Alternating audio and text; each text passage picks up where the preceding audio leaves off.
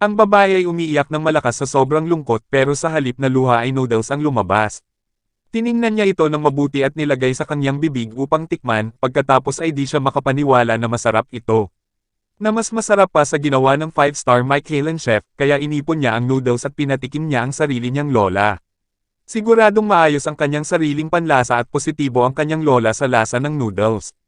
Isang magandang pagkakataon para yumaman ang nasa harap ni Jenny. Kinabukasan ay kumuha siya ng isang buong box ng noodles para ibenta malapit sa kanyang community. Lahat ng customer na nakatikim ng noodles ay pinuri ang sarap ng noodles, at hindi inaasahan ni Jenny na maging napakasikat sa unang araw ng pagbebenta.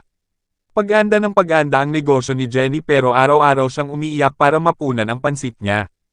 Upang kumita ng malaki pero nauubos ang pansit pati siya. Lalong naging manhid ang kanyang emosyon habang pilit niyang iniiyak ang kanyang mga luha. Ngunit wala itong silbi, sinusubukang i-capitalize ang sakit at iiyak ito, ngunit sa sobrang takot na subukan, gusto niyang samantalahin ang malungkot na balangkas ng iyak ng drama, ngunit ang drama na sinusubukan niyang panoorin ay nagpapahirap sa kanya na bigyang diin at hindi na makaiyak si Jenny sa kahit anong paraan. Sinasadya pa niyang basagan ang abon ng kanyang pamilya. Pero hindi rin iyon naaapektuhan kahit medyo naiinis si Jenny na nakatingin sa abo. Parang kailangan niya maging walang awa para umiyak siya, kaya dinala niya ang paborito niyang tuta sa kagubatan. Dahan-dahan niyang kinalas ang tali at tumakbo ang tuta para maglaro ng mag-isa, iniwan ang inosente sa gubat. Pagbalik sa sasakyan sa wakas napaluha na si Jenny.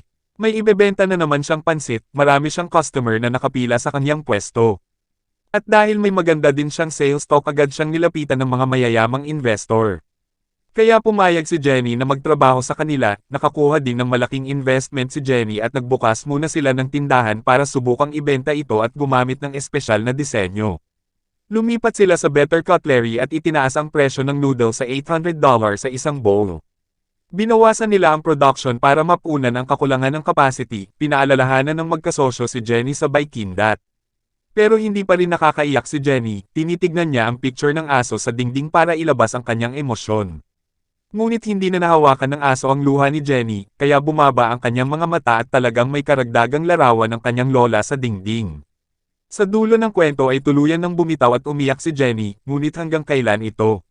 Sa huli, ang mga tao ay handang ibenta ang kanilang mga kaluluwa para sa pera, ang paghahangad dito ay naging malaking usapin. At dyan na po nagtatapos ang video mga kapatid. Maraming salamat sa panunood. Hanggang sa muli, goodbye.